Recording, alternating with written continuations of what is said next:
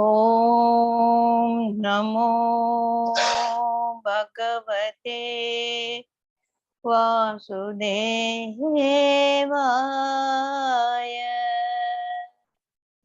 ஓம் நமோ பகவதே வாசுதேவாய.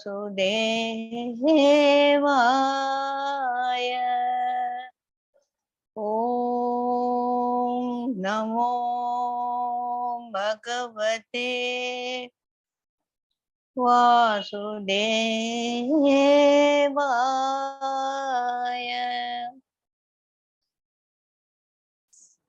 You have left. Jai Gurudev, welcome to all for the second session of Bhagavad Gita. இப்ப இன்னைக்கு கொஞ்சம் நிறைய புதுசாலாம் வந்திருக்காங்க. ஜஸ்ட் we will என்ன ஆச்சு போகணும் ஒரு ஸ்மால் இன்ட்ரடக்ஷன் பார்க்கலாம். சில விட்டு போன விஷயங்களையும் நம்ம இப்ப பார்த்துக்கலாம். ஓகேயா? இது பகவத்கீதை எப்ப சொல்றதுன்னா ஒரு யுத்த களத்துல சொன்னது. யார் யாருக்கு யுத்தம் வந்ததுன்னா பாண்டவர்களுக்கும் கௌரவர்களுக்கும் இடையில் நடக்கிற அந்த யுத்தத்துல என்ன பண்றாரு அர்ஜுனன்? என்ன சொல்றாரு?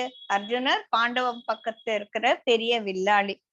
அவர் தான் துடிச்சுக்கிட்டு இருக்காரு, எப்படா இந்த யுத்தம் ஆரம்பிக்கும் அப்படின்னு சொல்லிட்டு. அந்த மாதிரி சமயத்துல பகவான் கிருஷ்ணர் கிட்ட, கிருஷ்ணர் தான் இங்க அவருக்கு தேரோட்டியா உட்கார்ந்துருக்காரு இல்லையா? சோ அவரை பார்த்து சொல்றார், கிருஷ்ணா என்னோட தேரை எடுத்துன்னு போய் 2 குரூப் யுத்தத்துல ஆப்போசிட் கௌரவர்கள் சேனைக்கும் பாண்டவர்கள் சேனைக்கும் நடுவுல என்னோட தேர் எடுத்துன்னு போய் நிறுத்து. யார் யாரெல்லாம் இந்த அசட்டு துரியோதனுக்காக உயிர் கொடுக்கணும்னு வந்திருக்காங்களோ அவங்களெல்லாம் நான் பார்க்கணும் அப்படின்னு சொல்லிட்டு என்ன எடுத்துன்னு போய் என்னோட தேரை 2 குரூப் நடுவுல நிறுத்து, நான் எல்லாரையும் பார்க்கணும் அப்படின்னு சொன்ன உடனே மாதவனான பகவான் கிருஷ்ணர் தேரை ஓட்டின்னு போய் நடுவுல நிறுத்துறார். நடுவுல நிறுத்த வேண்டியதுதான். அவர் என்ன பண்றாரு? குறும்புத்தனமா போய் நேரா பீஷ்மர், தாத்தா பீஷ்மருக்கு எதிராகவும் ஆச்சாரியா துரோணாச்சாரியாருக்கு எதிராகவும் நிறுத்துறாங்க. அங்கதான் நம்ம நேத்து விட்டோம். அங்கேருந்து பார்க்கலாம். அதுக்கு முன்னால் இந்த சேனைகளோட பத்தி ஒரு சில விஷயங்களும், அந்த பகவத்கீதையை பத்தி இன்னும் ஒரு முக்கியமான விஷயம் நான் விட்டு போச்சு, அதையும் நான் சொல்லலாம்னு நினைக்கிறேன். அது மட்டும் பார்த்துட்டு we will go to the main thing. ஓகேயா? நம்ம இந்த பக்கம் 11 அக்ஷோனி சேனைகள், இந்த பக்கம் 7 அப்படின்னு பார்த்தோம். ஒரு அக்ஷோனின்றது எவ்வளோ அப்படின்னு ஒரு பெரிய நம்பர். அந்த நம்பர் எல்லாம் நீங்க ஞாபகம் வச்சுக்க வேண்டாம். ஆனா அது எவ்வளவு பெருசு அப்படின்னு சொல்லி பார்க்கலாம். ஒரு அக்ஷோனி சேனையில 4 படைகள் இருக்குல்ல, தேர்ப்படை, யானைப்படை, குதிரைப்படை, காலாட்படை அப்படின்னு சொல்லி ஒவ்வொன்னும் 2 லட்சத்துக்கு மேல. 2 லட்சம் தேர்ப்படை, 2 லட்சம் யானைப்படை, 60,000 குதிரைப்படை, அப்புறமா 1,90,000 காலாட்படைகள் எல்லாம் இருக்கு. அதனால ஒரு மொத்தம் இது ஒரு அக்ஷோனி. இந்த மாதிரி இந்த பக்கம் 11, அந்த பக்கம் 7, சோ 18 அக்ஷோனின்றது கூட்டி பார்த்து பெருக்கி பார்த்தானா அது 1 கோடிக்கு மேல ஆயிருக்கு. சோ இப்ப நம்ம கோவிட் லட்சமா செத்து போறாங்க அப்படின்னு நம்ம சொல்லலாம் இல்லையா? ஆனாலும் நம்மளோட இருக்கக்கூடிய ஒரு பாப்புலேஷன் அவ்வளோ இருக்குது. ஆனா அந்த காலத்துல நீங்க யோசிச்சாலுன்னா சின்ன ஒரு கண்ட்ரில 1 கோடி வீரர்களும் இங்க வந்துட்டாங்கன்னா உள்ள யாரு இருப்பாங்க? யோசிச்சு பாருங்க. இந்த 1 கோடி பேரும் செத்து போயிட்டாங்க அப்படின்னா, இந்த வார்ல அழிஞ்சு போயிட்டாங்க அப்படின்னா யாரு இருப்பாங்க இல்லையா? அந்த மாதிரி ஒரு நிலைமை. அது நம்ம உள்வாங்கிக்கணும். ஏன்னா அப்பதான் அர்ஜுனன் புலம்புறதெல்லாம் நமக்கு புரிய ஆரம்பிக்கும். இங்க பாத்தீங்கன்னா இந்த 18ன்ற நம்பர் ரொம்ப முக்கியமானது. 18 அத்தியாயங்கள் கொண்டது. 18 அக்ஷோனி சேனைகள் இங்க பார்ட்டிசிபேட் பண்ணுது. அது மாதிரி இந்த 18ன்றது மிகவும் முக்கியமான ஒரு நம்பர். நிறைய அது இத பத்தி ஒரு பெரிய வியாக்கியானமே பண்ணலாம், அது நமக்கு அவசியம் இல்லை. இந்த யுத்தம், மகாபாரத யுத்தம் 18 நாள் நடக்குது. அதே ராம ராவண யுத்தம் 18 மாசம் நடக்குது. தேவாசுர யுத்தம் 18 வருஷங்கள் நடக்குது. சோ இந்த 18ன்றது கூட்டினா 9, 9 is a very fantastic number. அது 9வது அத்தியாயம் வரும்போது அதை பத்தி நம்ம டீட்டெயிலா படிக்கலாம். இதுல வந்து ஒரு முக்கியமான விஷயம் என்னன்னா, 4 வேதங்கள் இருக்கு அப்படின்னு சொன்ன, ரிக்வேதம், யஜுர்வேதம், சாமவேதம், அதர்வ வேதம் அப்படின்னு 4 வேதம். ஒவ்வொரு வேதத்துக்கும் ஒரு மகா வாக்கியம் அப்படின்னு இருக்கு. மகா வாக்கியம்னா the eternal principle of that. அந்த ஒவ்வொரு வேதங்களுக்கும் ஒரு மகா வாக்கியம் இருக்கு. அத சும்மா பார்க்கலாம். அதுல அதோட மீனிங் தான் நமக்கு இங்க முக்கியம். ஏன்னா அந்த பகவத்கீதையை அந்த மகா வாக்கியத்தோட நம்ம இப்ப கம்பேர் பண்ணி தான் புரிஞ்சுக்க போறோம்.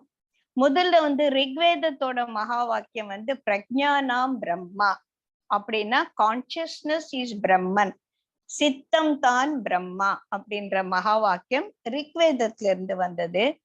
அகம் பிரம்மாஸ்மி, எல்லாரும் இதை வந்து ரொம்ப கேட்டிருப்போம். இது வந்து யஜுர்வேத மகா வாக்கியம். அதாவது அதுக்கு அர்த்தம் வந்து ஆயம் பிரம்மன், நான் தான் பிரம்ம, நான் பிரம்மனாவேன் அப்படின்றது வந்து யஜுர்வேதத்துல வர மகா வாக்கியம். சாமவேதம் வந்து தத்துவமசி, நீ அதுவாக இருக்கின்றாய். இதுதான் வந்து நம்ம எடுத்துக்க போறோம். அதுக்கு முன்னால that is thou art that அப்படின்னு நிறைய இந்த கேப்ஷன் எல்லாம் நிறைய பேர் டேபிள் மேல எல்லாம் வச்சிருப்பாங்க இல்லையா. தத்வம் அசி, நீ அதுவாக இருக்கிறாய். அடுத்தது அதர்வ வேதத்துல இருக்கிற வாக்கியம் வந்து அயம் ஆத்மா பிரம்மா, இந்த ஆத்மா நான் என்பதே பிரம்மம் தான். இப்ப பார்த்தா மூணுக்குமே ஒரே பொருள் தான். பிரம்மம் நான், நானு பிரம்மம், என்னோட consciousness and supreme consciousness. There is no difference between my consciousness and the supreme consciousness. இதை எஸ்டாப்ளிஷ் பண்றதுக்கு தான் 4 வேதங்களும் வந்து மிகவும் முயற்சி செஞ்சிருக்காங்க. இதுல இந்த தத்துவம் அசி அப்படின்றது வந்து 3 சிலபல்ஸா இருக்கு. இது வந்து நம்ம இந்த பகவத்கீதையில இருக்க 18 அத்தியாயங்கள் வந்து 3 பாகமா பிரிச்சிருக்காங்க. அது வந்து முதல் 6 ஒண்ணு, 7 to 12 ஒண்ணு, 13 to 16 ஒண்ணு. முதல் 6க்கு வந்து கர்ம அத்தியாயங்கள் அப்படின்னு பேரு. ஷட்கம் அப்படின்னா 6. சோ கர்ம ஷட்கம் என்றது. 2வது வந்து பக்தி ஷட்கம், 3வது வந்து ஞான ஷட்கம். சோ இதுக்கும் தத்துவமசிக்கும் என்ன இதுன்னா, ஃபர்ஸ்ட் 6 வந்து துவம், உன்னை பத்தி சொல்றது, என்னை பத்தி விவரிக்கிறது. அதாவது சீக்கர்ஸ் சொன்னவங்களே யாரெல்லாம் அதை படிக்க போறாங்க, யாருக்கெல்லாம் மனக்குழப்பம் இருக்கு, யாருக்கெல்லாம் வாழ்க்கையை கையாள தெரியவில்லையோ அவங்கதான் எதனா தேடிட்டு போகும்போது அவங்க கையில இந்த பகவத்கீதை கிடைக்கும் போது அதை அவங்க படிக்க ஆரம்பிப்பாங்க. சோ படிக்கிறவன் தான் துவம், நீ. முதல் 6 அத்தியாயங்கள் உனக்காக சொல்லப்பட்டது. அடுத்த 6 அத்தியாயங்கள் தத், அதை பத்தி சொல்லுகிறது. கடைசி 6 அத்தியாயங்கள் அதுதான்டா நீ அப்படின்னு நமக்கு வந்து விளக்க போறது. சோ கர்ம ஷட்கம் வந்து என்ன பத்தி பேசுறது, பக்தி ஷட்கம்ன்றது வந்து பகவானை பத்தி பேசுறது, ஞான ஷட்கம் என்பது பகவானும் உனக்கும் இருக்கக்கூடிய ஒரு சம்பந்தத்தை சொல்லி நீ தாண்டா அது, தத்துவம் அசி அப்படின்னு வந்து நமக்கு கடைசியில புரிய போறது. இதுதான் நான் வந்து சொல்லணும்னு நினைச்சிட்டு இருந்தேன். தேங்க்யூ. ஓகேயா, நம்ம இப்ப வந்து பகவத்கீதைக்குள்ள போலாம். போன வாரம் நம்ம எது மட்டும் படிச்சோம் அப்படின்னா, அந்த சேனையோர் உப்பையோர் மத்திய ரத்தம் ஸ்தாபவயத்து கேசவா அப்படின்னு சொல்லிட்டு என்னோட ரதத்தை எடுத்துன்னு போய் நடுவுல நிறுத்து அப்படின்னு சொல்றாரு இல்லையா, அது மட்டும் நம்ம போன வாரம் பார்த்தோம். இப்ப என்ன ஆச்சு, கிருஷ்ணரு சொன்னபடி அவர் தேரோட்டி இல்லையா, நீ என்ன சொன்னாலும் நான் செய்யறேன் அப்படின்னு சொல்லிட்டு எடுத்துன்னு போய் தேரை நிறுத்தினவன் சும்மா எங்கேயோ நிறுத்தக்கூடாதா, எடுத்துன்னு போய் நேரா அவங்க தாத்தா பீஷ்மருக்கு எதிராகவும் துரோணாச்சாரியாருக்கு எதிரையும் போய் நிறுத்துறான். சோ இப்ப அர்ஜுனன் என்ன பார்த்தாங்க, தாத்தாவை பார்த்தான், துரோணாச்சாரிய பார்த்தான். அவன் என்ன பார்க்கணும்னு அங்க வந்தான், யார் யாரெல்லாம் இந்த துரியோதனுக்காக அல்பமா இவனுக்காக தன்னோட உயிரை கொடுக்க வந்திருக்க முட்டாள் ஜனங்களை நான் பார்க்கணும் அப்படின்னு சொல்லிட்டு ஒரு வீரத்தோட, ஒரு வீரன் மாதிரி, ஒரு சத்திரிய போர் வீரன் மாதிரி பேசிட்டு அங்க வந்தான் இல்லையா. ஆனா அவன் பார்த்தது என்ன, அவன் பார்த்தது தாத்தாவை பார்த்தான், துரோணாச்சாரியரை பார்த்தான். எப்பவுமே எந்த ஒரு யுத்தத்திலும் தோல்வி என்பதையே பார்க்காத கிருபாச்சாரியரை பார்த்தான். அப்புறம் கொஞ்சம் திரும்பி பார்த்தானா இப்ப அவன் மனசு வந்து தடுமாற்றம் வந்துடுச்சு. எப்படி அந்த ஒரு போர் வீரன் மாதிரி காண்டீபத்தை எடுத்துட்டு வில்ல ஏந்தி முதல்ல எப்படா நம்ம இந்த வில்லுல இருந்து அந்த அம்பு புறப்படும் அப்படின்னு ஒரு வந்தவன் இப்ப வந்து சோர்ந்து போயிட்டான். ஏன்னா தாத்தாவை பார்த்தான். ஐயோ, இந்த துரோணாச்சாரியார் தானே நமக்கு எல்லாத்தையும் சொல்லி கொடுத்தார், நான் எப்படி அவருக்கு எதிர ஒரு வில்லு எடுத்துன்னு வந்திருக்கேன் அப்படின்னு அவன் மனம் பேதலிக்கிறது. ஃபர்ஸ்ட் அத்தியாயம் பேர் என்ன? அர்ஜுன விஷாத யோகம். விஷாதம்னா மனக்குழப்பம், டெல்யூஷன். அந்த டெல்யூஷன் வந்து இவனுக்கு இப்ப உதயம் ஆயிடுச்சு. எப்படி வந்தா? யாருக்கு டெல்யூஷன் வரக்கூடாது? ஒரு காரியத்துல நம்ம கன்வின்ஸ்டா இறங்கும் போது நமக்கு மனக்குழப்பம் இருந்தா நம்மளோட கன்வெக்ஷனும் மாறி போயிடும், நம்மளோட தடுமாற்றம் வந்துடும், நம்மளோட சக்தி எல்லாம் ட்ரெயின் ஆயிடும், ஒரு வேலையும் செய்ய முடியாது. அதுதான் இங்க வந்து அர்ஜுனனுக்கு ஏற்பட்டது. இவன் பேசாம அந்த பக்கத்திலே இருந்திருந்தானா அப்பவே வில்லு யுத்தம் ஆரம்பிச்சிருக்கும் இல்லையா? இவன் வந்து எல்லாரையும் பாக்குறேன்டா கருடான்னு வந்துட்டு இவன் பார்த்ததெல்லாம் யாரு, யார் யார பார்த்தான், என்னென்ன இருந்தது அப்படின்னு சொல்லிட்டு சஞ்சயன் வந்து இவனோட தடுமாற்றத்தை இப்ப திருதராஷ்டிரனுக்கு எடுத்து உரைக்கிறான். ஒரே ஒரு இது மட்டும் நம்ம படிக்கலாம், அப்புறமா நம்ம மீனிங் போலாம். சஞ்சய உவாச்ச ஏவ முக்தோ ரிஷிகேஷ குடாகேசேன பாரத சேனையோர் உப்பையோர் மத்தியே ஸ்தாபயத்வா ரதோத்பம் அப்படின்னு இவர் சொன்ன உடனே அவர் இங்க பண்ண பீஷ்மச்ச துரோண பிரமுகத சர்வேஷாம் ச மகிஷிதாம் உவாச்ச பார்த்த பஷ்யேதாம் சமவேதான் குருநிதி. நீ கொண்டு வந்த மாதிரியே அவர் வந்து அவர் கேட்டுன்ற மாதிரியே அவர் ரத்தத்தை எடுத்துன்னு போய் ரெண்டு சேனைக்கு நடுவுல நிறுத்திட்டார். நிறுத்த உடனே இவன் துரோணாச்சாரியரையும் பீஷ்மாச்சாரியரையும் பார்த்தான். பார்த்த உடனே அப்படியே நின்றுட்டு இருக்கும் போது நீ பாக்கணும்னு சொன்னியேடா, இந்தா பாரு அப்படின்னு கிருஷ்ணர் சொன்னாரு அப்படின்னு சொல்ல. ஃபர்ஸ்ட் அத்தியாயம் பூரா பகவானோட வார்த்தையே கிடையாது, பகவான் இப்படி சொன்னதாக சஞ்சயன் தான் சொல்றான். சரியா? சோ எல்லாரையும் பார்த்துக்கோ அப்படின்னு சொல்றான். இது வந்து 24வது ஸ்லோகம், 25வது ஸ்லோகம் டுகெதர். நான் அதோட அர்த்தத்தை படிக்கிறேன். திருதராஷ்டிர சஞ்சயன் சொன்னது யாருக்கு சொல்றான்? திருதராஷ்டிரர்கிட்ட. திருதராஷ்டிரரே குடாகேசனால். யாரு குடாகேசன்? அர்ஜுனன். இந்த பகவத்கீதை பூர்வ கிருஷ்ணருக்கும் அர்ஜுனனுக்கும் நிறைய பேர்கள் வரும். அந்த பேர்கள் எல்லாம் அந்தந்த இடத்துக்கு ஏத்த மாதிரி வியாசர் பகவான் வச்சிருக்கார். குடாகேசன் அப்படின்னா தூக்கத்தை வென்றவன். தூக்கத்தை, அதான் அர்ஜுனன் வந்து அவன் இஷ்டம் எப்பவோ அப்பதான் தூங்க, எவ்வளவு நாள் வேணாலும் தூங்காம இருப்பான். நம்ம ராமாயணத்துல லக்ஷ்மணன் இருந்தாரு அந்த மாதிரி. இவன் வந்து குடாகேசன். குடாகேசன தூக்கத்தை வென்றவன். திருதராஷ்டிரே குடாகேசனால் இங்கனம் சொல்லப்பட்ட ரிஷிகேசர். ரிஷிகேசருங்கிறது இங்க கிருஷ்ணருக்கான ஒரு பேரு.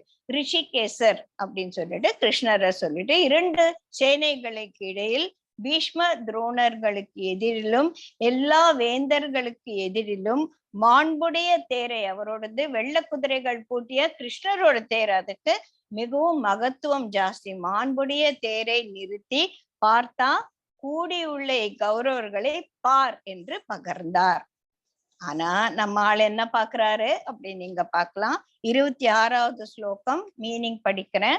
இங்கே இரண்டு சேனைகளிலும் இருக்கும் தந்தையாரையும் பாட்டன்மாரையும் ஆசிரியர்களையும் மாதுளர்னா மச்சான் சொல்லுவான் இல்லையா, மாதுளர்களையும் அண்ணன் தம்பிகளையும் மக்களையும் பேரர்களையும் தோழர்களையும் மாமனார்களையும் அன்பர்களையும் அவன் பார்த்தான். எப்படி எல்லாருமே இவனுக்கு சொந்தனே, ஏன்னா அவங்க கசின்ஸ் தானே. யார் யாருக்கெல்லாம் துரியோதனர் மாமாவோ அவருங்க இவங்களுக்கும் மாமா தான் இல்லையா? சோ எல்லாம் இதெல்லாம் வந்து அந்த ரிலேஷன்ஷிப்பு சான்ஸ்கிரிட்ல யூஸ் பண்ணக்கூடிய ஒரு வார்த்தைகள். நம்ம இதெல்லாம் ஞாபகம் வச்சுக்க வேண்டாம். அப்பாக்களை பார்த்தா யார் அப்பாக்கள்? இவரும் அப்பா தான், திருதராஷ்டிரரும் அப்பா தான். அப்புறம் இந்த பகவத்கீதை மகாபாரத யுத்தம் நடக்கும் போதே அர்ஜுனருக்கு வந்து 83 வயசாமா. சோ அவரே தாத்தா மாதிரி, நம்மளை விட வயசானவங்களா இருப்பார். அப்ப அவருக்கு பிள்ளைகள் நிறைய இருக்கும், பேரர்கள் நிறைய இருக்கும், மருமகள்கள் நிறைய இருக்கும், மாப்பிள்ளைகள் நிறைய இருக்கும் இல்லையா? அதெல்லாம் தான் பார்த்தா. தந்தையார்களையும் பாட்டன்மார்களையும் பார்த்தா. யாரு பெரிய பாட்டனார் வந்து பீஷ்மாச்சாரியார் இல்ல, ஆச்சாரியர்கள் கிருபாச்சாரியார் துரோணாச்சாரியாரையும் பார்த்தா, மாப்பிள்ளைகளையும் பார்த்தா அண்ணன் தம்பிகள் எல்லாம் 100 பேரு எனக்கு அண்ணன் தம்பிகள் தான் அப்படின்னு. இப்பதான் இவ்வளவு நாள் அவங்கதான் எதிரியா இருந்தாங்க, இப்ப அவங்க எல்லாம் வந்து எனக்கு சொந்தக்காரங்கள். ஐயோ எங்க அண்ணா எங்க தம்பி யாரு துரியோதனன், நானும் துரியோதனா ஸ்கூல்ல ஒன்னா படிச்சோமே, ஒன்னா விளையாடினோமே, அதெல்லாம் இப்ப வந்து அவனுக்கு ஞாபகம் வருது. சரியா? மக்களையும் தம்பிகளையும் அவங்களுடைய மக்கள், அவங்களோட குழந்தைகள், அவங்களோட குழந்தைகள், பேரர்கள் எல்லாம். இப்ப எங்களுக்கே வந்து 4வது ஜெனரேஷன் வந்துருச்சு. அப்ப இவருக்கு 83 வயசுன்னா 5வது ஜெனரேஷனே வந்திருக்கும் இல்லையா? தோழர்கள் எல்லாரும் ஃப்ரெண்ட்ஸ், நாங்கெல்லாம் குருகுலத்துல ஒன்னா விளையாடி இருக்கோம். எங்களோட தோழர்களையும் பார்த்தான். பார்த்து என்ன ஆச்சு அவனுக்கு? இங்கதான் ஒரு முக்கியமான விஷயம் நம்ம கவனிக்கணும். என்ன அப்படின்னா, முதல்ல வர்றது வந்து இங்க வந்தது பந்தம். இவன் எப்படி சத்திரிய வீரனாக வந்து நிக்கலாங்க. இவங்களெல்லாம் பார்த்த உடனே மனசுல அந்த பந்த பாசம் வந்து பொங்குறது. அட்டாச்மெண்ட் வந்த உடனே மனசு என்ன ஆகுது? மோகம், டெல்யூஷன் வந்துடுச்சு. ஃபர்ஸ்ட் ராக, மோக, சோக. This is the order in which the emotions of Arjuna is expressed here. முதல்ல என்ன? ராகனா அட்டாச்மெண்ட். ஐயோ இவங்களே என்னோட ஆளுங்களாச்சேன்னு அந்த சொந்த பந்தத்தை பார்த்த ஒரு அட்டாச்மெண்ட் அவன் மனசுல வந்த உடனே, இவங்களையா நான் வந்து ஹத்தம் பண்ண வந்தேன், இவங்களோடயா நான் சண்டை போட வந்தேன், என்னடா பண்ணிட்டேன் நானு அப்படின்னு அவன் மனசுல ஒரு குழப்பம், டெல்யூஷன் வந்துருச்சு. டெல்யூஷன் வந்த உடனே அட்டாச்மெண்ட் காஸ் டெல்யூஷன் வந்த உடனே அவனோட அந்த உறுதி எல்லாம் டபடபடபான்னு போட்டு ஒரு இது மாதிரி வீழ்ந்துடுச்சு, எல்லாம் கீழே போயிடுச்சு. அவனுக்கு இப்ப வந்து அந்த வீரமே இல்லை. மனசு வந்து குழன்னு ஆயிட்டு, குழப்பம் ஆயிட்டு, புத்தியெல்லாம் வந்து தடுமாறி போய் உடனே என்ன ஆச்சு? சோகம் வந்துடுச்சு. சோ ராகா, மோகா, சோகா இந்த மாதிரி வந்து இப்ப போர் வீரனாக ஒரு வீரத்தோட வந்தவன் சோகமே உருவாகி ஆயிட்டான். 27வது ஸ்லோகம். குந்தியின் மகனான அர்ஜுனன் நிற்கின்ற பந்துக்கள் எல்லோரையும் உற்று பார்த்து பேர் இரக்கம் படைத்தவனாய் விசனத்துடன் இங்க இப்படி பகர்ந்தான். இப்போ அர்ஜுனனோட வாக்கியங்கள் அவன் என்ன பேசினான்றத டைரக்ட் ஸ்பீச்சா சஞ்சயன் வந்து திருதராஷ்டிரனுக்கு சொல்லிட்டு இருக்காங்க. சோ இங்க வந்து ஒரு முக்கியமான இந்த பேராகிராஃப்ல கொடுத்திருக்கிறத பார்த்தா, குந்தியின் மகன், இங்க வந்து கௌந்தேயா அப்படின்னு சொல்றாங்க. கௌந்தேயா அப்படின்னா குந்தியின் மகன். இப்போ இவனு அர்ஜுனனு குடாகேசனு எதை வேணா சொல்ல வேண்டியதானே. ஏன் இங்க கௌந்தேயா அப்படின்னு சொன்னா குந்தியின் மகன். இந்த குந்தியின் பெயர் வந்த உடனே, கௌந்தேயான்னு அவனை அட்ரஸ் பண்ண உடனே அவனுக்கு அம்மா ஞாபகம் வந்துச்சு. ஒரு தாய் என்றவள் எப்பேற்பட்டவள்? தாய்க்கு வந்து மனசுல வந்து கருணை மட்டும்தான் இருக்கும். ஒரு தாய் வந்து தன்னோட மகனுக்கு எதிராக வில்லேந்தி போவாளா? மாட்டவே மாட்டான் இல்லையா? சோ இந்த கௌந்தேயான்னு சொன்னது வந்து அர்ஜுனனோட ஒரு மனநிலையை வந்து இங்க குறிப்பிடுகிறது. சோ அந்த சத்ரு பாவனை எல்லாம் அவன்கிட்ட போயிட்டு மித்ர பாவனை வந்துடுச்சு. சத்ரு பாவனைனா எதிரிகளை தான் நான் கொல்ல போறேன்னு வந்தவன் இல்லையே, எல்லாரும் என் ஃப்ரெண்ட்ஸ் தானே இங்க நிக்கிறாங்க அப்படின்னு சத்ரு பாவனையிலிருந்து மித்ர பாவனை வந்த உடனே விவேகம் வந்து காணாம போயிடுறது. சோ மோகம் வந்தாச்சு, டெல்யூஷன் வந்தாச்சு, சோகம் வந்தாச்சு, தடுமாற ஆரம்பிக்கிறான். சோ இங்க நான் பாக்குறதெல்லாம் என்ன ஸ்வஜனா, என்னோட சொந்தக்காரங்களை நான் பாக்குறேன், இவங்களையா நான் பார்க்குவேன், இவங்களை பார்த்த உடனே என்னாச்சு? சோ நவ் இந்த டெல்யூஷன்ல அவனுக்கு வந்து ஒரு மிக அபரிமிதமான ஒரு மனக்குழப்பம் வந்து அவனுக்கு ஸ்ட்ரெஸ் ஆயிடுச்சு. நான் வந்து இந்த பகவத்கீதை வந்து பரம் வேதாந்தான்னு ஒரு குரூப் இருக்காங்க, அதுல எல்லாருமே டாக்டர்ஸ்னா சாதாரண மெடிசன் படிச்ச மட்டும் இல்லை, ஒவ்வொருத்தரும் பெரிய டாப் யூராலஜிஸ்ட், நெஃப்ராலஜிஸ்ட் அப்படின்னு சொல்லிட்டு பெரிய பெரிய டாக்டர்ஸ் ஒரு கூட்டம் இருக்கு. அவங்களோட பகவத்கீதையில வந்து விஷயங்கள் நிறைய இருக்கும். நான் அதை கேட்டிருக்கேன். அதுல அவங்க என்ன சொல்றாங்கன்னா, இப்ப வரப்போற ஒரு அவனோட அர்ஜுனனோட நிலைமைய வந்து எக்ஸ்பிளைன் பண்ணிருக்கீங்க நம்ம 2-3 ஸ்லோகத்துல. அதுல என்ன வந்திருக்குன்னா, ஒரு ஸ்ட்ரெஸ்ஃபுல் சிச்சுவேஷன்ல ஒரு பேஷண்ட், அவங்க அப்படிதான் சொல்றாங்க, சொல்றாங்க ஒரு பேஷண்ட்டுக்கு என்னென்ன ஒரு சிம்டம்ஸ் வருமோ அந்த சிம்டம்ஸ் எல்லாம் வந்து இங்க பகவத்கீதையில அவ்வளவு அழகா வந்து சொல்லியிருக்காங்க அப்படின்னு சொல்லுவாங்க. சோ அந்த சிம்டம்ஸ் என்னன்னு பார்க்கலாம்.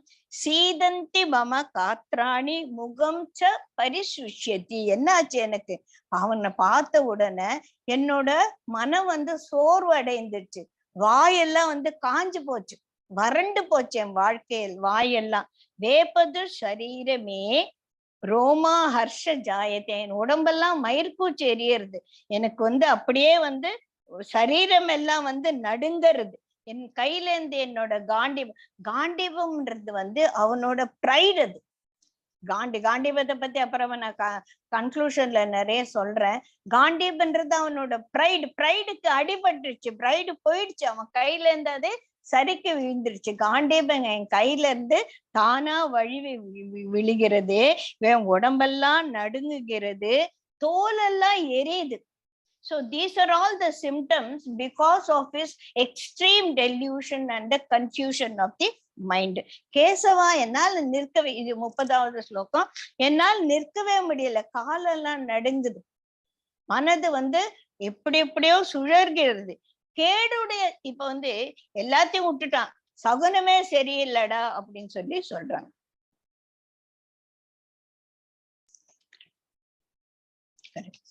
சோ என்னோட சரீரம் எல்லாம் நடுங்குது, நான் இவ்வளவு ஒரு கோழையா ஆயிட்டேன், அதனால இந்த போர் நடக்க கூடாது. இதுக்கு வந்து அவன் சகுனத்தெல்லாம் எடுத்து ரொம்ப புத்திசாலி மாதிரி பேசுறான். எல்லாம் கெட்ட சகுனமாவே வருது. சகுனம்ன்றது வந்து சில சமயத்துல நமக்கு வந்து நம்ம எப்போ வெளியில போகும்போது பூனை குறுக்கா வந்துச்சு, தூரத்துல ஆந்த கத்துச்சு, மழை பெய்யும் போது வெளியில போக கூடாது, இது மாதிரி எல்லாம் நிறைய சகுனங்கள்ல வந்து பார்ப்போம். இந்த சகுனங்கள்லாம் எப்ப பார்க்கணும், நமக்கு ஒரு நல்ல காரியத்துக்கு போகும்போது அதை தள்ளி போடக்கூடிய ஒரு சந்தர்ப்பம் இருக்கும் போதுதான் நம்ம பார்ப்போம் இல்லையா. சோ மேளம் கொட்டிடுச்சு, பொண்ணுக்கு தாலி கட்ட போறாங்கன்னு அப்ப நம்ம சகுனம் பார்த்துட்டு இருக்கோம். அந்த மாதிரி ஒரு அட்டர் வந்தாச்சு நிலைமை ஒண்ணும் போது நம்ம வந்து சகுனம் பார்க்க மாட்டோம். அந்த சமயத்துல ஒரு காக்கா கத்துச்சு, ஒரு ஆந்த கத்துச்சுன்னு கல்யாணத்தை நிறுத்திடுவோமா என்ன? இல்ல பரீட்சைக்கு போகும்போது இன்னைக்கு செவ்வாய்க்கிழமை பரீட்சைக்கு போகாத, புதன்கிழமை பரீட்சை எழுதிக்கலாம் அப்படின்னு யாரானா சொல்லுவாங்களா? அந்த மாதிரி எல்லாம் எப்ப சகுனம் பார்க்கணுமோ அப்பதான் பார்க்கணும். தவிர்க்க முடியாத ஒரு நிலைமையில வந்து நம்ம சகுனத்துக்கெல்லாம் முக்கியத்துவம் கொடுக்கவே. நாளென்றையும் கோள்தான் நினைச்சையும் என்ன நாடி வந்த, இதெல்லாம் சொன்ன அப்பாவெல்லாம் பாடி இருக்காங்கல்ல. எனக்கு வந்து குகனோட கருணை இருக்கும்போது, எனக்கு குருஜியோட பிளெஸிங்ஸ் இருக்கும்போது, why should I bother? ஒரு காக்கா கத்துறதுக்கும் பூனை குறுக்கா போடுறதுக்கும் நான் ஏன் பயப்படணும் இல்லையா? அந்த மாதிரி எப்ப சகுனம் பார்க்கணுமோ அப்பதான் சகுனம். சிலர் வந்து இப்போ வீட்டுல வந்து ஒரு பொண்ணு பார்க்க போறான்னா அந்த பொண்ணு பாக்குற விஷயம் வந்து அம்மாவுக்கு பிடிச்சிருக்காது. அப்பாவோட கம்பல்ஷன் ஆக போகும்போது அம்மா என்ன சொல்ல, ஐயோ இன்னைக்கு சரியா வேலை, நம்ம வெளியில வந்தோம்னு ஒரு கருப்பு பூனை முன்னால வந்துச்சு, இன்னைக்கு போக வேண்டாம். So this is used as an excuse for somehow evading that situation. இல்லையா? அந்த மாதிரி தான் இங்க அர்ஜுனன் பேசுறான். எனக்கு எல்லாம் கெட்ட சகுனங்களாவே தெரியுதே, ஒரு சகுனமும் இல்ல, வார்ப்பில்ல என்ன சகுனம் இல்லையா, கெட்ட சகுனங்களாகவே தோணுதே அப்படின்னு சொல்றேன். இங்க வந்து கேசவா அப்படின்னு சொல்றதுல வந்து கேசி என்ற ஒரு பெரிய அரக்கனை கொன்றவன். இங்க வந்து இன்னொரு விஷயம் என்ன அப்படின்னு சொன்னா, இந்த கேசவான்னு கூப்பிடுறதுல ஒரு சூக்ஷமம் இருக்கு பாருங்க. நீ அசுரனை எல்லாம் வந்து வதம் பண்ண தெரியும், இப்ப என்னையும் வந்து இந்த மாதிரி வதம் பண்ணாதான் கூட்டுன்னு வந்திருக்கேன், ஆனா நீ யார வதம் பண்ண, நீ அசுரனை, கேசவன் என்ற ஒரு கொடிய அசுரனை வதம் பண்ண, அது என்னவோ நியாயம்தான், எனக்கு எதிர நிக்கிறவங்க யாரு, எல்லாம் பந்துக்கள், இது நியாயமா அப்படின்னு கேக்குற மாதிரி அந்த வேர்ட்ஸ் யூஸ் பண்ணிருக்காங்க பாரு. கேசவானா அழகிய சுருளான முடி இருக்குமா, கிருஷ்ணர் எவ்வளவு அழகு இல்லையா, அந்த மாதிரி இருக்கு அப்படின்னு. இன்னொன்னு வந்து அந்த கேசவான்றதுக்கு பிரம்மா, சிவன், விஷ்ணு எல்லாத்தையும் உள்ளடக்கியவன், எல்லாமும் ஒன்றாக இருப்பவன் அப்படின்னு கூட ஒரு மீனிங் நம்ம சொல்லலாம். அடுத்தது 31ல இருந்து 40 மட்டும் இவன் பேசக்கூடிய ஒரு பிரக்ஞாவாதம்னா ஒண்ணுமே. Rukmani please mute. Okay, thank you.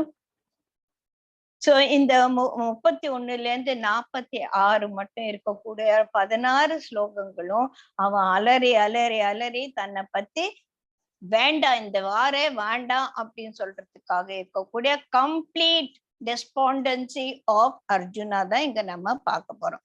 31வது, Krishna, போரிலே சுற்றத்தாரை கொல்லுதலில் நன்மையை நான் பார்க்கவே இல்லை. இதுல என்ன இருக்கு? ந ஷேயோ பஷ்யாமி ஹத்வா ஸ்வஜனம் மகாஹே பாவே ந காங்க்ஷிதே விஜயம் கிருஷ்ணா நச்ச ராஜ்யம் சுகானிச்ச. இது ரொம்ப ஃபேமஸான ஒரு கொட்டேஷன் ஃபார் பகவத்கீதை.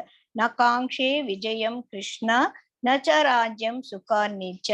அதுக்கப்புறமா கிம் நோ ராஜேன கோவிந்தா கிம் போகை ஜீவிதைனவா. இதெல்லாம் மிகவும் முக்கியமான ஒரு விஷயங்கள். என்ன சொல்றா இங்க? கிருஷ்ணா, போரில் சுற்றத்தாரை கொல்லுதலில் நன்மையை நான் காண்கிறேன் இல்லை, வெற்றியையும் ராஜ்யத்தையும் இன்பங்களே எனக்கு வேண்டாம். எப்ப சொல்றாரு பாருங்க, எனக்கு ராஜ்யம் வேண்டாம், எனக்கு சந்தோஷமா வேண்டாம், எனக்கு நான் போய் எங்கேயோ காட்டுல திரிஞ்சிட்டு இருக்கிறேன், எனக்கு இது வேண்டாம் ஐயா, நான் இதுக்காகவே நான் சண்டைக்கு வரல அப்படின்னு எல்லாம் இவர் பேசுறாரு. இந்த மாதிரி நான் ராஜ்யத்தை சம்பாதிக்க 32, 33, 34 ஒன்னா பாத்துடலாம். இந்த மாதிரி நான் ராஜ்யத்தை ஜெயிக்கிறதுனால எனக்கு என்ன சந்தோஷம் இருக்க போகுது? கோவிந்தா, கோவிந்தா நீங்க கூப்பிடுறது, கோவிந்தான்ற வார்த்தைக்கு அர்த்தமே கோ உயிர், இந்த உயிர்களை காப்பவன். உயிர்களை காப்பவன் கிட்டயே இவர் பேசுறார். நீயே உயிர்களை காப்பவன் இல்லையா, என்ன போய் இவங்களெல்லாம் கொல்ல சொல்றியே, யார் பொருட்டு நான் இந்த ராஜ்யத்தையும் போகங்களையும் இன்பங்களையும் விரும்புகிறோமோ அவர்களை. இப்ப வீட்டுல அப்பா நல்லா சம்பாதிக்கிறார். ஜஸ்ட் ஃபார் எக்ஸாம்பிள் ஒண்ணு எடுத்துக்கலாம். ஒரு ஆள் எக்ஸ்ன்னு வச்சுக்கலாம். அவருக்கு பொண்டாட்டி பிள்ளைங்களாம் நல்லா இருக்கு, அவன் நல்லா சம்பாதிக்கிறான். யாருக்காக சம்பாதிக்கிறான்? ஒரு வீடு வாங்கணும்னு நினைச்சிட்டு போய் அட்வான்ஸ் எல்லாம் கொடுத்துருக்காரு. Something happens, and accident happens. அந்த வைஃப் குழந்தைங்க எல்லாம் போன அப்புறமா இவர் போய் அந்த வீடு வாங்குவாரா? இவர் எதுக்காக வீடு வாங்கணும்? எதுக்காக சம்பாதிக்கணும்? தன் பொண்டாட்டி பிள்ளைங்கள்லாம் நல்லா சந்தோஷமாக அவங்க எல்லாம் செத்து போயிட்டாங்க, அப்பா எல்லாரும் போயிட்டாங்க, நான் ஒரு வீடு வாங்கி இருக்கிறேன்னு யாரானா போவாங்களா? அந்த மாதிரி தான் இருக்கு. இவங்க எல்லாம் கொண்டு 1 கோடி பேர் நின்றுட்டு இருக்காங்க, எல்லாரும் செத்து போறாங்க. இவங்க எல்லாம் செத்து போன அப்புறம் ஊர்ல யாரு இருக்க போறாங்க? ராஜ்யத்துல யாருமே இருக்க மாட்டாங்க. எல்லாம் கணவனை இழந்த கைம்பெண்கள் இருக்க போறாங்க, அப்பாவை இழந்த பையன்கள் இருக்க போறாங்க. இவங்ககிட்ட நான் என்னத்த ராஜ்யம் ஆழ போறேன்? இதுக்காகவா நான் சண்டை போட வந்தேன் அப்படின்னு சொல்லிட்டு மனம் கலங்குறா. யார் பொருட்டு நாம் ராஜ்யத்தையும் போகங்களையும் இன்பங்களையும் விரும்புகிறோமா அவர்களாகிய ஆச்சாரியர்கள், தந்தையர்கள், மகன்கள், பாட்டனார்கள் எல்லாரும் போயிடுவாங்க, ஒருத்தனும் இருக்க மாட்டாங்க. எனக்கு ரிலேஷன்ஸே கிடையாது, நான் தனிமரமா நிக்க போறேன், எனக்கு எதுக்கியா ராஜ்யம்? அதுக்காகவா நான் சண்டை போட வந்தேன்? என்னால முடியாது. இவங்கெல்லாம் போன அப்புறமா நான் அந்த ராஜ்யத்தை வச்சுட்டு என்ன பண்ண போறது? முதலியான செல்வங்களையும் துறந்த பிறகு இங்கு நிற்கின்றனர். யாரு நிக்கிறாங்க? என்னோட சொந்த பந்தங்கள் தான் என்னை எதிர்த்து நிக்கிறாங்க. நமக்கு ராஜ்யத்தால் போகத்தால் அல்லது ஜீவித்து இருப்பதால் தான் என்ன பயன்? அந்த மாதிரி ஒரு சமயத்துல நான் எதுக்கையா உசுரோடு இருக்கணும் அப்படின்னு சொல்லிட்டு இவர் பேசுறாரு. சோ இது 32, 33, 34 பார்த்துட்டோம். 35வதுல மதுசூதனா. இங்கேயும் மதுசூதனா அப்படின்னு கூப்பிடுறதே ஒரு வில்லங்கம் பிடிச்ச வார்த்தை. மது என்பது ஒரு அரக்கன், அந்த அரக்கனை கொன்றவனே அப்படின்னு சொல்லிட்டு. ஆனா என்ன நீ இந்த வேலைக்கு ஏன் கூட்டின்னு வந்த? நீ அவரை கூட்டின்னு வந்தாரு, இவரு தானே அவருக்கு வந்தாரு, ஏதோ ஒரு பாவம் தேரோட்டின்னு வந்தாரு இல்லையா? மதுசூதனா, நான் கொல்லப்படினும் மூலகை ஆழ்வதற்கென்று இவர்களை கொல்லேன். எனக்கு இவங்க ஒருவேளை இவங்களெல்லாம் கொண்டுட்டான்னு எனக்கு இந்திர பதவி கிடைக்க போறது, எனக்கு சொர்க்கம் கிடைக்க போறது, நான் சந்தோஷமா இருக்க போறேன் அப்படின்னாலுமே நான் இவங்களுக்கு எதிராக வில்ல ஏந்த மாட்டேன். கேவலம் இந்த பூமிக்காகவாயா நான் சண்டை போட வந்தேன்? என்னால முடியாது. மதுசூதனா, நான் கொல்லப்படினும் மூவுலகையும் ஆழ்வதற்கென்று இவர்களை கொல்லேன். அப்படி இருக்கும்போது பூமியை பொருட்டு தானா நான் இந்த ராஜ்யத்துக்காகவா நான் இவங்களோட சண்டை போடுவேன்? முடியாது. அடுத்தது ஜனார்தனா, 36வது. திருதராஷ்டிர புதல்வர்களை கொன்று நமக்கு என்ன இன்பம் வரப்போகுது? இவர்கள் ஆததாயினர்களை கொல்வதால் பாவமே நம்மை வந்து அடையும். ஆததாயினர் அப்படின்னா கொடும்பாவிகள். கொடும்பாவிகளை கொன்னாலே பாவம். அவ்வளோ கொடும்பாவிகள். என்ன மாதிரி வேலை செய்பவர்கள் ஆததாயினர்கள் அப்படின்னு சொல்லுவாங்கன்னா, ஒருவன் குடியிருக்கும் வீட்டில் தீ வைத்தல். நிறைய பேர் இப்ப செய்யறாங்க, எல்லாம் ஆததாயினர்கள் ஆயிட்டாங்க. குடியிருக்கும் வீட்டில் தீ வைத்தல், உணவில் விஷத்தை வைத்து வழங்குதல். தினம் பேப்பர்ல அதான் பாக்குறோம். உருவிய வாளோடு ஒருவனை கொல்ல, பின்னால இருந்து டமால்னு கொண்டுட்டா கூட அவனுக்கு தெரியும். வாளோட எதிர பண்ணினா அவன் மனசுல ஒரு பயம் வந்துடும் இல்லையா? அந்த மாதிரி பயத்துல இருக்கும் எதிர வாழ எடுத்துன்னு போறவன், ஒருவருடைய செல்வத்தை அபகரிப்பவன், நிலத்தை அபகரிப்பவன், அல்லது பிறன் மனைவியை வந்து திருடிட்டு அபகரித்து வந்து தனக்கு சொந்தமாக்கி கொள்வன். இந்த மாதிரி செய்பவர்களுக்கு எல்லாம் கொடும்பாவிகள்னு பேரு. இப்ப பார்த்தா எல்லாரும் கொடும்பாவிகளா தான் இருக்காங்க. இவங்களுக்கு அது ஆததாயினர்னு பேரு. இந்த ஆததாயினரை கொல்லுவதே பாவம். அவன் பக்கத்துல துஷ்டனை கண்டால் தூர விலகு அப்படின்னு சொன்ன மாதிரி ஆததாயினர்களை கொல்வதால் பாவமே நம்மை வந்தடையும். ஆததாயினர்களை கொல்லலாம், அவங்களாம் சாவட்டும், தொலையட்டும், இருந்தாலும் இவங்களை கொண்டு வர அந்த பாவம் கூட எனக்கு வாண்டாண்டா அப்படின்னு சொல்லி சொல்றாங்க. 37வது, அதனால நம் சுற்றத்தாராகிய திருதராஷ்டிர புத்திரர்களை கொல்லுதல் நமக்கு ஆகாது. ஐயோ, அது செய்யவே கூடாது. மாதவா, உற்றாரை கொன்று நாம் இன்புற்றிருப்பது எங்கனம். என் தம்பிகளையும் எங்க அண்ணாவையும் என்னோட தாத்தாவையும் எல்லாத்தையும் விட்டு நான் எப்படியா சந்தோஷமா இருப்பேன் நீ நினைக்கிற? எனக்கு சந்தோஷமா இருக்குமா? என்னால அப்போ எல்லாரும் சத்து போன அப்புறமா எப்படி இருக்கும்? இப்ப நம்ம ஃபேமிலியில ஒருத்தர் போயிட்டாலே வந்து நமக்கு வந்து அதையே வந்து அது கோவிட்ல எத்தனை பேர் போயிருக்காங்க இல்லையா?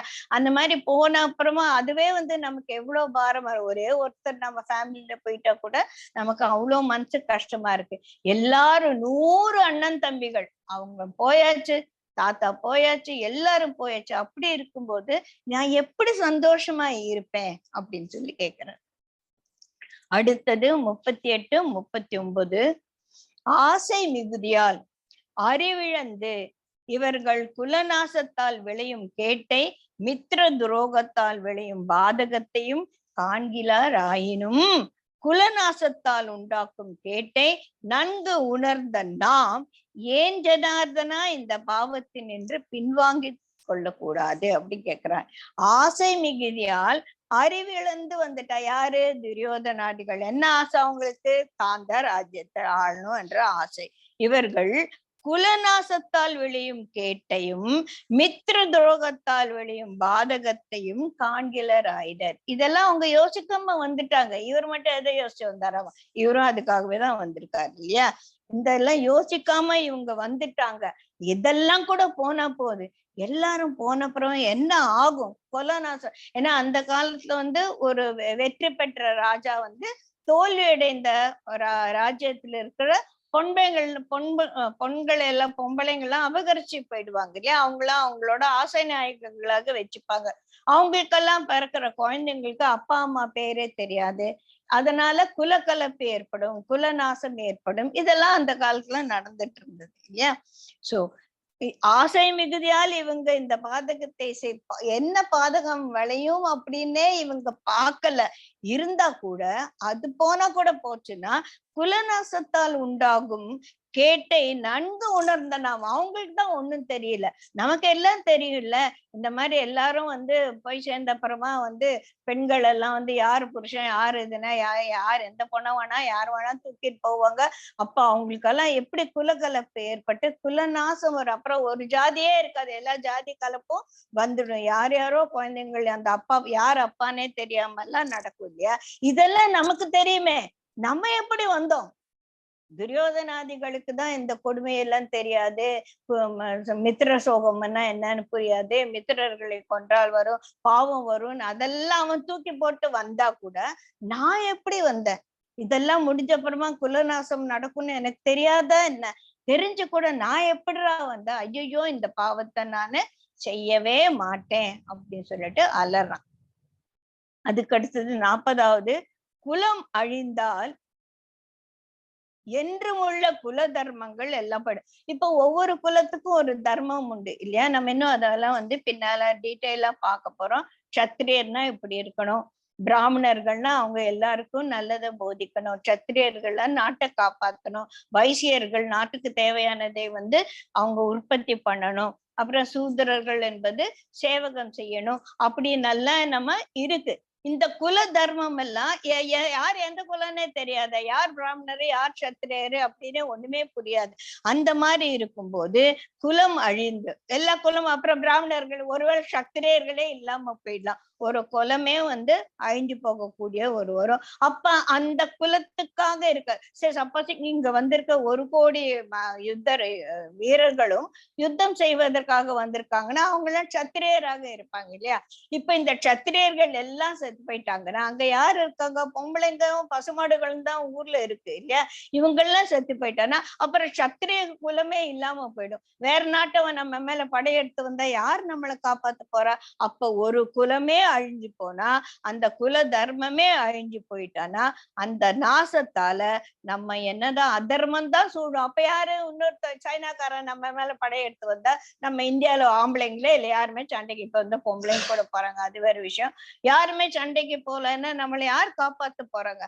அதனால இந்த குலநாசத்தால அதர்மம் தான் வரும். இந்த தர்மத்தை நிலைநாட்டுவதற்காக ஏற்பட்ட ஒரு யுத்தம்ன்றதை விட்டுட்டான்.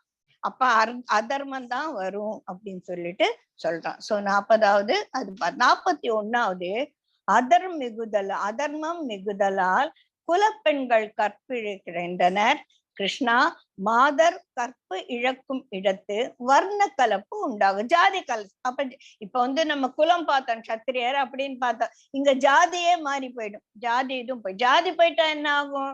அந்த பையன் இப்ப இந்த 1 கோடி பேர் செத்து போறாங்கல்ல, இவங்களுக்கெல்லாம் பிண்டம் கொடுக்கணும் இல்ல, அவங்களுக்கு பித்ரு காரியம் பண்ணணும் இல்ல.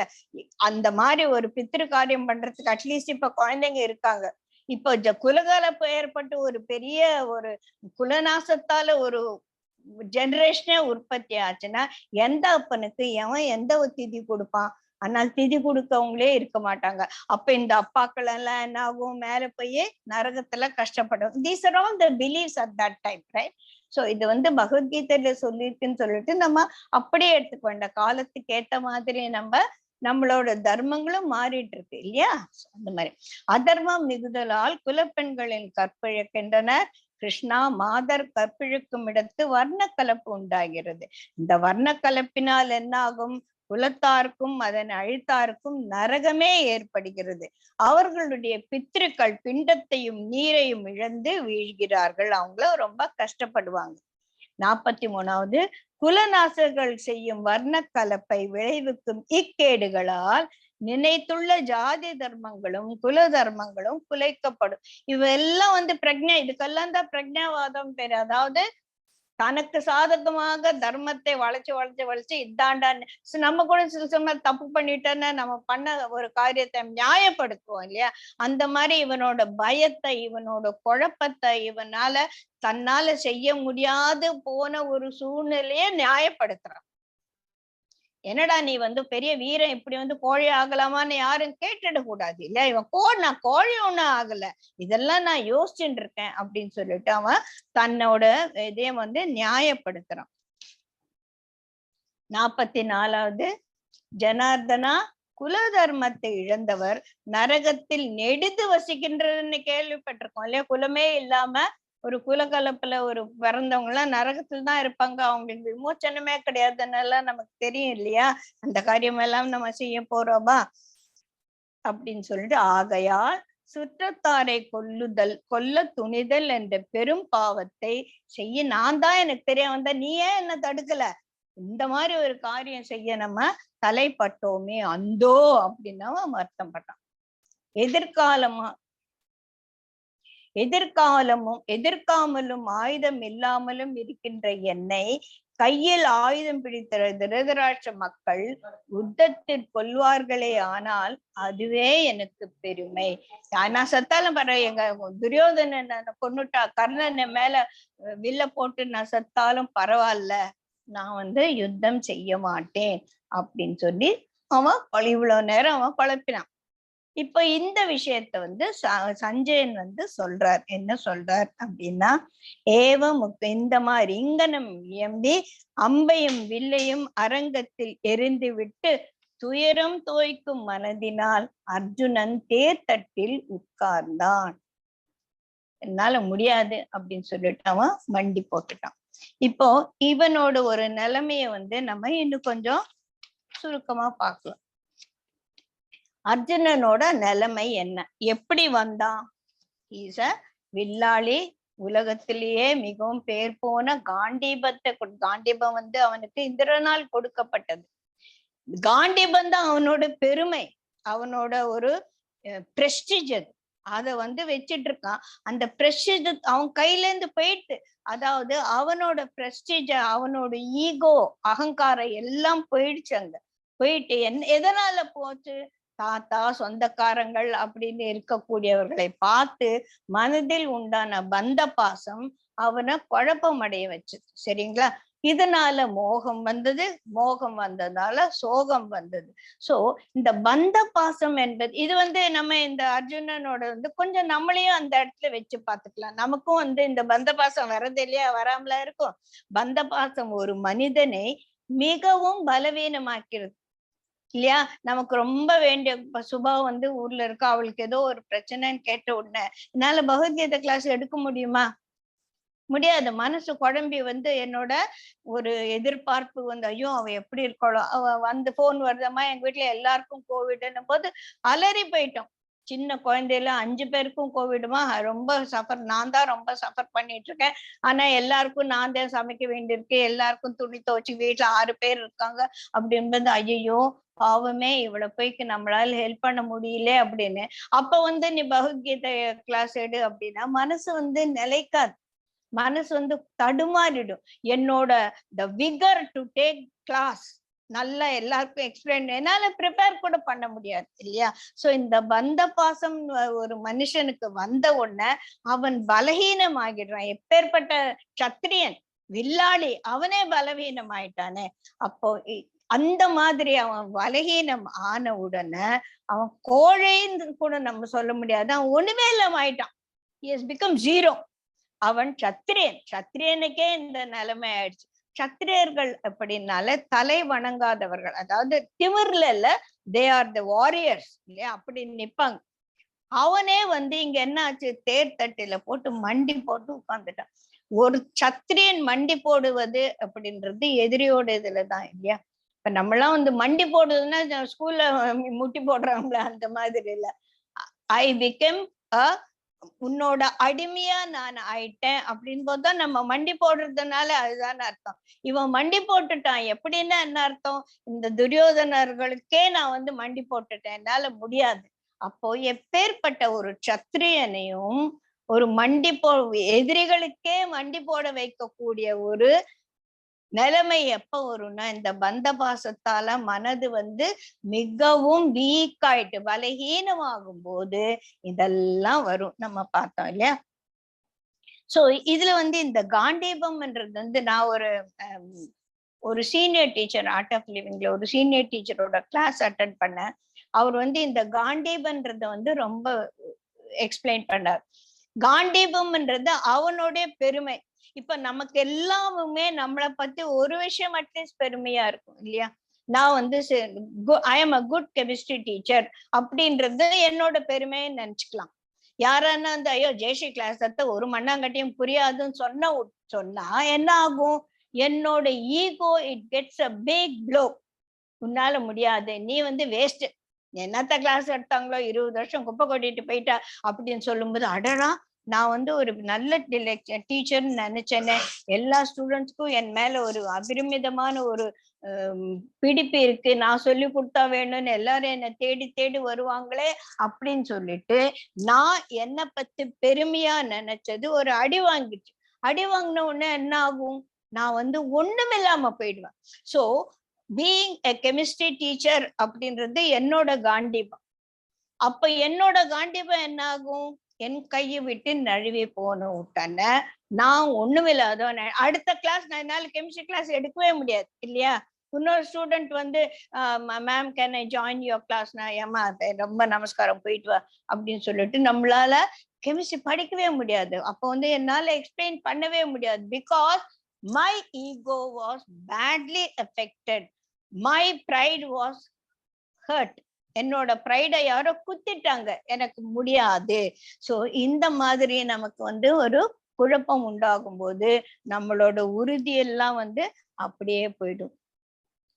சோ ஒவ்வொருத்தரும் நம்ம உட்கார்ந்து நம்மளோட காண்டீபம் என்ன, விச் இஸ் மை ப்ரைட் அப்படின்னு சொல்லிட்டு நம்ம வந்து ஆராய்ச்சி பண்ணணும். அந்த ப்ரைடை எப்படி காப்பாத்திக்கணும்னு சொல்லிட்டு நம்ம தான் பார்க்கணும்.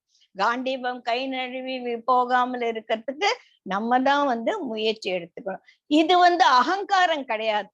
அகங்காரம் வேற, என்னோட குட் குவாலிட்டிஸ்ல நான் எஸ்டாப்ளிஷ்டா இருக்கேன் அப்படின்னு சொல்லி நான் நினைக்கிறது வேற. ரெண்டையும் கன்ஃபியூஸ் பண்ணிக்காதீங்க. இது அகங்காரம், ஈகோயிஸ்டிக் டெண்டன்சி அப்படின்னு சொல்லிட்டு அதை வந்து நம்ம நினைக்க கூடாது. If I have a very not a very good quality of which I am really proud of, definitely that is not my காண்டிபம். that I have to relinquish. புரியுதுங்களா? ரெண்டுக்கும் இதுக்கு வித்தியாசம். குழப்பிக்க வேண்டாம். ஜெயஸ்ரீ இப்படி சொன்னான்னு அதை தப்பர்த்தம் பண்ணிக்க வேண்டாம். சோ நம்மளோட ஒரு நம்பிக்கைகளுக்கு ஊறு வரும்போது சோர்வு என்பது வரத்தான் செய்யும். அது எப்படி நம்ம வந்து காப்பாத்திக்கணும்? சோர்வு வந்தோன்னா 6 உட்பகைகள் பார்த்தால, காம குரோதம் லோபம் மோகம் மதம் ஆச்சரியம் அப்படின்னு பார்த்தாலே இந்த 6 பேரும் தப தப தபான்னு உள்ள வந்துடுவாங்கல்ல. ஈகோ ஹர்ட் ஆன உடனே என்ன ஆகும்? சோகம் வந்துடும். சோகம் வந்த உடனே ஏன் அப்படின்னு ஒரு இச்சை, யாரு என்ன போய் இப்படி சொல்லிட்டாங்களே அப்படின்னு கோபம் வரும். அந்த கோபம் வந்து என்னோட மனசுல குழப்பத்தை உண்டாக்கும். அது வந்து எனக்கு மத்தவங்கள இல்ல, என் ஃப்ரெண்டு லட்சுமி ராஜாமணின்னு வச்சுக்கலாமே, அவங்க கிளாஸ் சூப்பரா இருக்குன்னு, அவ ஒண்ணுமே தெரியாது, அவ கிளாஸ் சூப்பருங்கிற, என்ன போய் இப்படி சொல்றியே அப்படின்னு சொல்லிட்டு நான் பொறாமை வரும், ஜெலசி வரும், எல்லாம் ஒரு ஒண்ணு பின்னாலும் ஒண்ணு. இந்த 6 பேரும் தப தப தபான்னு உள்ள நுழைஞ்சிடுவாங்க. சோ என்னோட ப்ரைடு ஹர்ட் ஆனாலும், என்னோட ப்ரைடுக்கு ஒரு ஹானி வந்தாலும் அதை நான் திருப்பி உறுதிப்படுத்திக்க முயற்சி செய்ய வேண்டுமே தவிர இந்த 6 பேரை உள்ள வரவழைக்க கூடாது.